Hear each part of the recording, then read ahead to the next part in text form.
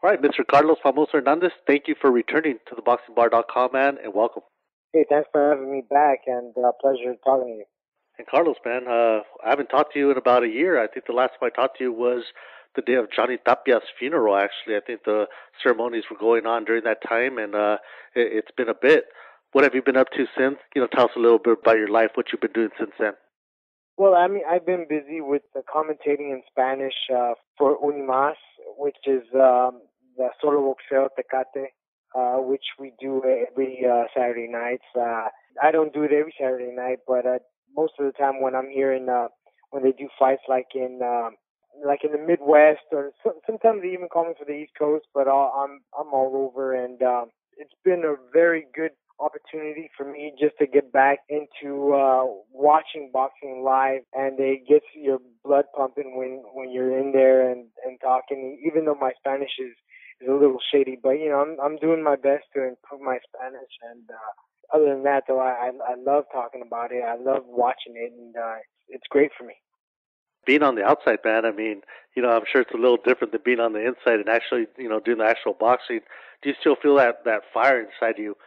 Sometimes when you're watching it Absolutely. from the outside, do you still feel that inside you where you're like, man, you know what? Maybe I could do this one more time. Every weekend I do it. I say that. The only thing is when I say it to my wife, she says, "Oh, you want to do it? All right, lose weight." So then that's when I say, "Okay, yeah, never mind." And have you ever actually thought about it? I know a lot of people, I know you're about my age, but I know a lot of fighters are either still fighting who were in your era. They're still fighting to this day. And I know you've probably racked up some years that you've probably conserved. Do you still see yourself as maybe one day even trying it? I've taken care of myself. My only issue would be my weight, but obviously with some work that would obviously go away. But I don't right now. With I'm opening a boxing gym here in San Antonio. I want it to be a nice hotbed for the professional fighters that come to into town. But that's going to keep me busy, and that's what's been keeping me busy with some of the classes that I do as well. And it's hard because I do want to get in there. I just sometimes I don't have the time, but I'm serious. If I were to have time and just twiddling my thumbs, I think I would possibly say, these guys, some of these guys that when I was fighting, they were fighting. Maybe I could do it again. I don't think I've been damaged so much that, of course, I'm like walking on my heels. Thank God. But I don't want that time to come or that day to come. That's why I've taken care of myself, and I think I retired at the perfect time. But yeah, it does scream for me when I go to these fights. I see it, and I'm like, my goodness, a lot of these guys, they're not really pressure fighters. Some are pressure fighters, but not the way I used to fight, and I don't really see that much of that kind of style, and it's kind of rare, and I wish I could see that more in these young fighters. You know what's scary right now? Just thinking about it, man. I mean, doing a little brainstorming like I always do while somebody is talking to me about boxing, knowing that you have an official knockdown over the guy that's right now the pound for pound best fighter in the world, getting a I knockdown know. on him in his hometown, and having an official knockdown over him, and he's still on top. And then to think that your last fight with Escobedo, at the end of your career there when you fought Escobedo and doing a great job with him, and a lot of people thought you should have pulled that one off. And knowing that he just fought Adrian Broner, who's another, top guy at the moment right now. I mean, I kind of picture that's something about that in the, where you could probably still be in the mix or your name is still out there. How do you feel about that when you think about those type of little things? It's hard. It's good. It feels good that I'm in the outside and doing what I'm doing with Univision. It keeps me busy. It doesn't, like I said, keep me at home twiddling my thumbs and just think about, my gosh, should I just fight again? And it keeps me busy. I think my time has passed. I have to be realistic, but could I give it another shot? I believe I could. I see these older fighters like Shane Mosley. You see Bernard Hopkins, and obviously that's very inspiring, and it kind of like puts on I don't know, like that rocky music in the background and saying, man, I could do this, I could do this. But I just feel that I don't want to get hurt. And I mean, you have a lot of these young tigers who want to knock our heads off now, and with the name and all, we would be their stepping stone, and that's what I wouldn't want to be. But I do have the mentality that I think that would put me in the spot for another big fight. But would it be the right thing? That's the question that I have, and that's why I haven't really tried to even lose weight, because I'm happy enjoying my life and working. Yet I don't want to be too fat and look like, oh my God, what happened to this guy? So I want to take care of myself, but it's hard because once I want to start taking care of myself, I start running, I start training, I maybe want to think about wanting to come back. So I'm like stuck in a hard place, really. I'm sure that name Eric Morales still lingers in your mind from that fight that you had with him. Oh And yeah, I mean, yeah, you bring up or sign up a boxing gym there. A lot of boxers do, and especially I'm going to talk to, hopefully in the next week or two, talk to Paulie Ayala, who's in that area where you're at, and he has stuff going over there, and he has a gym going, he has a promotional company going over there, and is doing a good job. I mean, what do you see out of starting your own gym, out of doing your own thing over there? What do you get out of that? What does a boxer get out of doing that? yeah, Because so many boxers do. absolutely. But this wouldn't be your typical just your boxing gym where it's like in a poor area of the city, or where you have these kids that's hard for them to pay. I kind of live in a pretty affluent area, thank God, and I I'm opening a gym not far from where I'm at, so I think I'll be able to charge the kind of money that I'm looking for. Like a more upscale type gym. Absolutely, it would be more of that kind of a gym. I was after my last fight with Escobedo, I hit the books. I certified as a fitness instructor into the strength and conditioning. So I'm a little well rounded with that now that I know a lot of fighters are doing it. Where back in the day, and when I was fighting, I actually was one of them that would do these circuit training type deals with one of the founders of this kind of training, which is a great guy. He has a place in California, in Pasadena, but he's from Boston. But he has a bunch of them all over the country now, which is called Cats. And he used to train De La Hoya at that time and myself, and used to work. But a lot of these trainers that back in the day didn't like that kind of training because they thought it was just overtraining. They didn't really understand the method. Now you see everyone doing it, from the UFC to the young fighters today, and I think it's a great thing that's catching up to boxing, because I mean almost every sport that you see out there has some kind of CrossFit in there, and you need that. And it does work a lot for the conditioning. You see a lot of fighters now, they have conditioning trainers, not like before where they just had the trainer and that was it. But now they do have conditioning trainers. But, that brings up a question that a lot of people have been talking about actually recently. Another topic is that, back then they didn't have that. But nowadays, it seems like boxers are coming more overweight, even with the conditioning trainers coming into their fights overweight, where they have to pay the fines or risk the fight not to happen at all. What do you think about that? Yeah, a lot of times it could be, since I'm not really, I don't know the specifics on each and every fighter that weight comes in heavy, but it could be the trainers that are involved are not really boxing trainers, so they really don't understand the way a fighter needs to lose the weight, like myself. And so those boxers, those trainers probably have to be kind of cross-trained to kind of get to know, so they can be on the same page, in other words. Yeah, absolutely, because a lot of times you have these fighters training really well. They're well-conditioned athletes, but muscle weighs more than fat. So they're going to build a lot of more muscle. And even though they're lean, it's going to be hard for them to be at a light weight. And that's just one of the theories of I believe that that could be part of the problem that all these fighters are coming in heavy. You see that their world conditions, just like Mikey Garcia. We all thought that he was going to be at 126 for a while, but I think that with all the training that he does, it's just going to be hard for him. And plus, he's still young and he's still growing and putting on muscle, and that's going to weigh more than fat. We brought up how you're going to be doing commentating, or you do commentating, I'm sorry, for Unimas. This weekend, you guys are going to be over at the Hollywood Casino in Inglewood. And every time I think of Inglewood, I think of you fighting at the Great Western Forum in Inglewood. And one of the fights that stands out the most is when you fought Goyo Vargas there.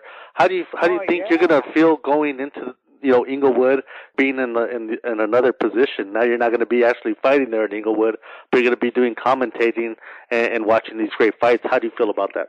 Yeah, no, that's a good question. It feels great. I'm calling all my boys from Paramount and Bellflower to come on by and pick me up at the hotel so we could hang out a little bit before the show. And just being there at the Wood, man, is something else, and brings back a lot of great memories of the Forum girls, the Forum fights, everything the Forum had to offer, what Jerry Buss had to offer, and it was an experience that I'll never forget. And I'm going to be there in attendance, or I'm going to try my best to be there in attendance, and I'm hoping to see you there, man, and finally catching you for the first time and getting to meet you up front. But the last time we talked, we talked about a bit about you being the first world champion out of El Salvador.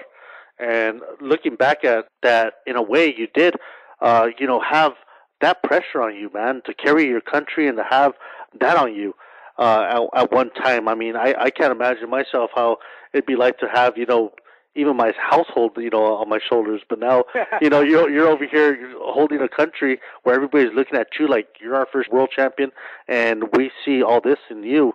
How did that feel at that time? And damn, it must have been a lot, on you. I know I had Rosendo Alvarez last week, and he had a lot of that, on his shoulders when he fought for Nicaragua. And the last champion before him was, of course, the legend Alexis Arguello.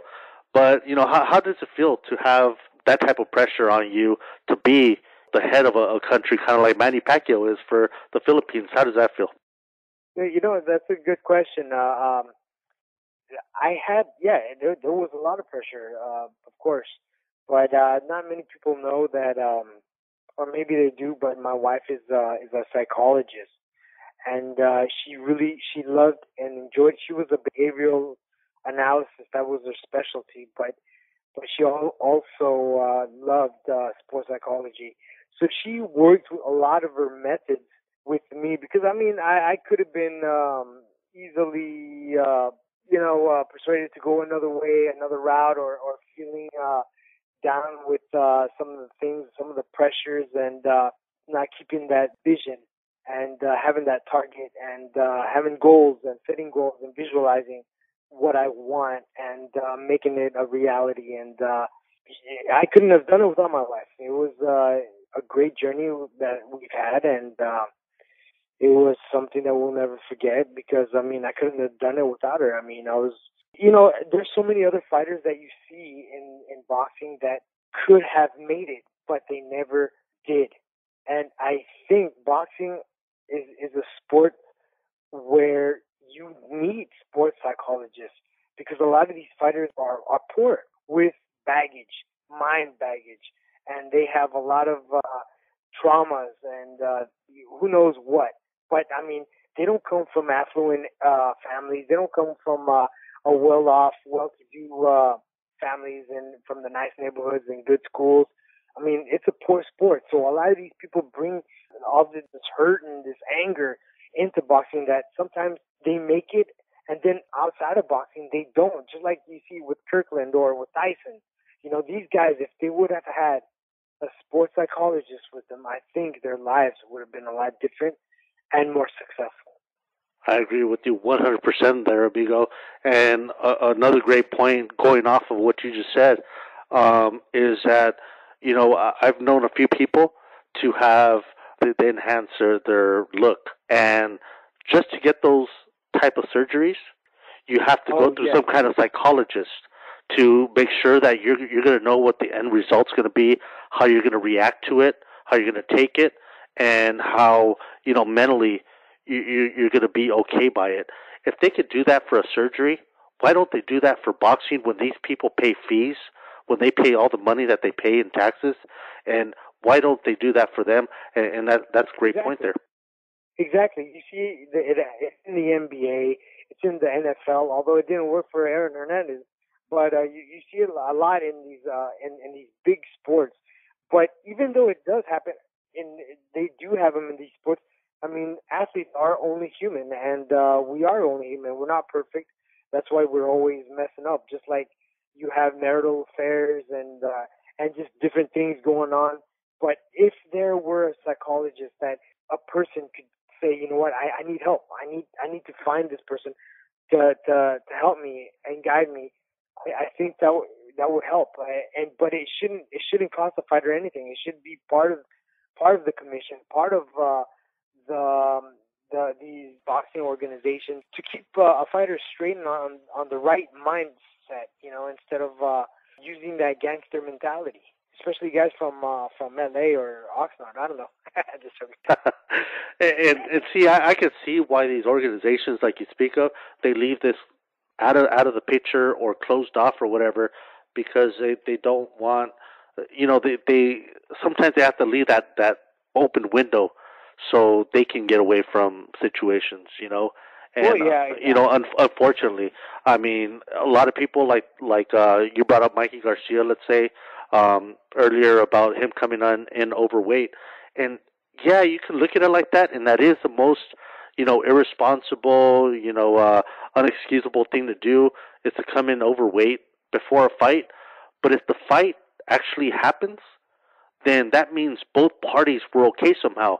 While the other party, which is Lopez, he accepted an amount which would be considered a bribe, but in boxing it's not a bribe, because there's no rule that he shouldn't accept money. But yet, if there was a rule, it would be a bribe. But because he accepted this money, although he seemed like the good guy and Mikey seemed like the bad guy, because he did accept the money, now people are going to be saying, "Oh, it's okay to come in overweight because I could just pay a few bucks, have the advantage over the opponent, beat him, and I'll be cool." So now it's going to happen more often, and that's why I think it's happening more often, is because a lot of people are okay with this type of stuff, that you're leaving these windows open. And I remember, I think the first time we talked about the documentary came out on called More Than Famous, and it shows how much you love and try to help the people in your country and in your community there in El Salvador. What do the people and the country of El Salvador, what do they mean to you personally?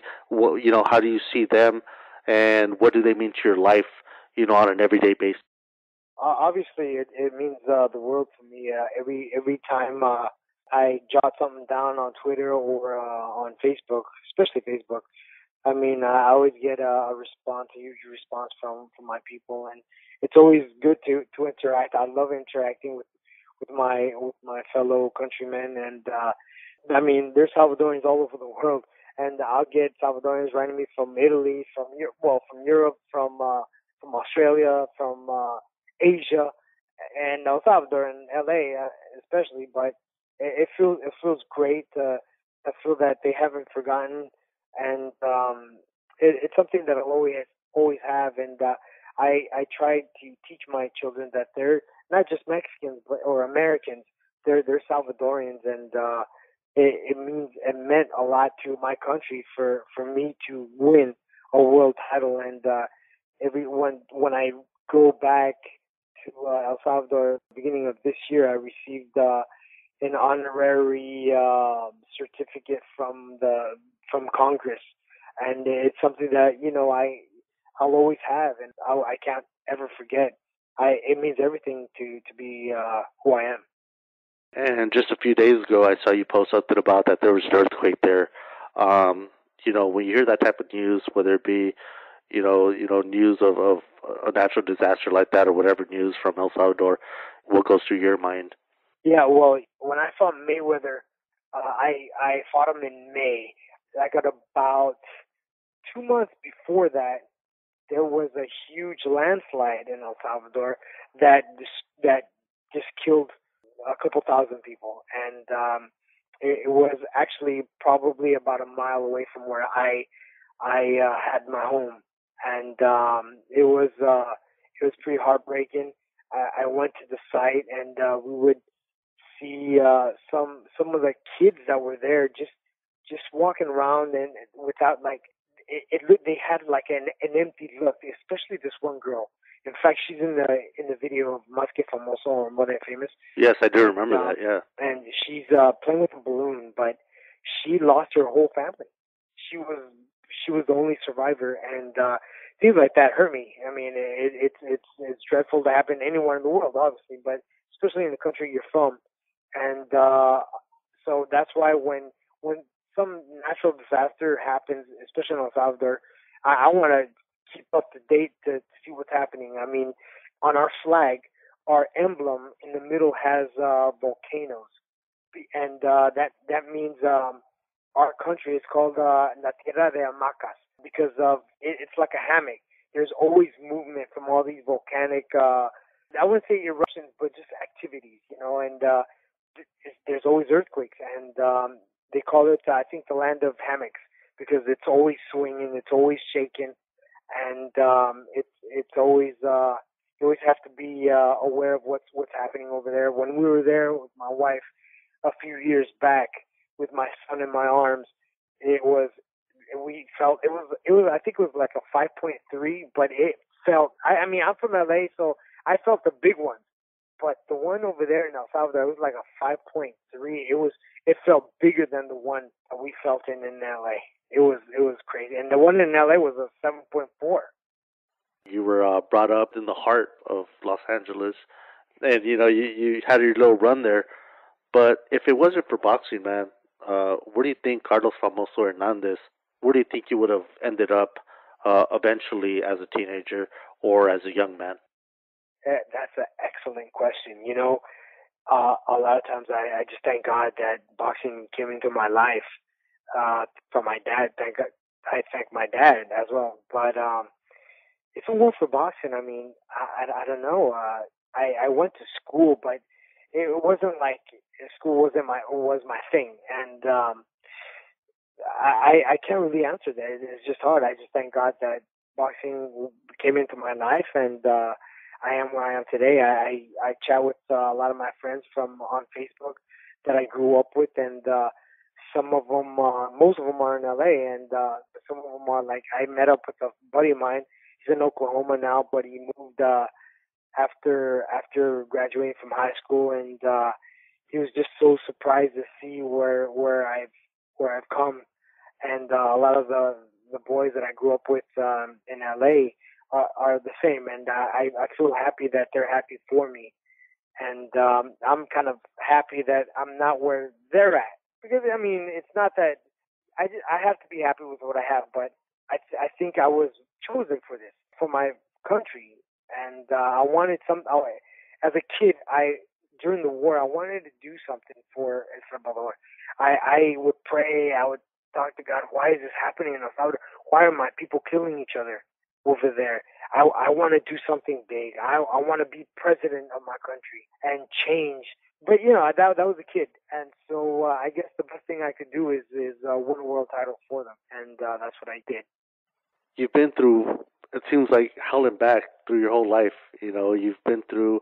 You've been a success. You've lived in the craziest places in the world, El Salvador, L.A., places that a lot of people don't understand unless they've lived there, of how it could be, how rough it could be. You've started as a boxer. You became a world champion. You've had world titles and had arenas, named after you.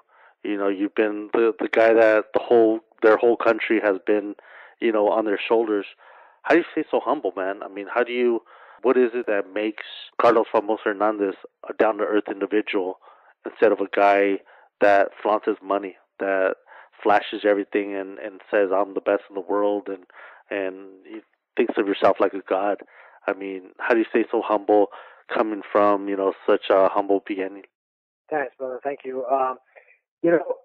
It's I guess the upbringing with my parents. I mean, we're very close to my parents, and They're very church-going Catholics, going to church every day. My brother, one of my brothers, is in the seminary in the Philippines. My other brother was a missionary for 7.5 years.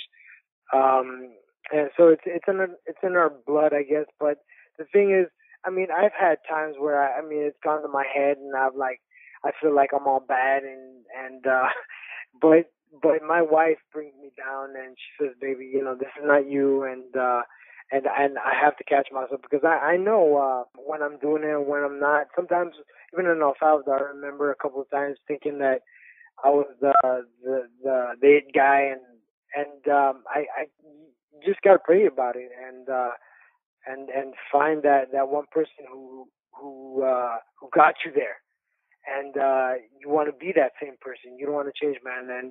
And that's the thing is, I love being with people, man. I love hanging out, doing these shows. Sometimes I'll post on Facebook where I'm going, and I'll have families from like I went to this one show in Sacramento, and a family, Salvadoran family over there. His name's Carlo Melera. He said, "Hey man, hey chap, I'm Salvadorian, but I'll be at the fights." And I saw him after the fights because he wanted an autograph. After that, we went to his house and partied, had some food, and sang mariachis. Man, it was a great night, and I love just interacting with the people and being with the people because that's how you're gonna be respected. And I want my children to see that, and I want them to grow up the same way instead of in a bad role model or anything like that. And you have stayed down to earth from all these years, man, and doing what you've done and accomplished what you've accomplished, man. And let me just tell you this, man. In 2011, 2 years ago, about this time, I started this website, and I didn't know what was going to happen. I didn't know if it was going to close down after a month or so, and I just said, "Hell with it. Let me run with it. Let me see what happens." And you were one of my first guests. I would say one of my first 10 guests that came on.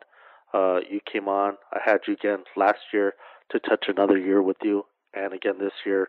We're doing this today, so you're the first person that I've touched all 3 years with, and Sweet. I'm happy to say that. I will never have a regret to ever say that you were the one guy that I've had on all 3 times. And Awesome. you always have a fan in me. You always have somebody that will always respect you. That's Yeah, I cool, man. appreciate Yeah, you very hopefully. much, man. And That'd thank be you sweet, man. again, Thank like you. always, for coming on. Thank you for being a friend, whether it be on Facebook, whether it be in life, whatever it might be in, man. But thank you very much for always giving me the time of day, and I appreciate it very much. And next year I'll be asking you again to come back on. Carlos, thank you very much for coming on to the boxbar.com once again, man. Thanks, bro.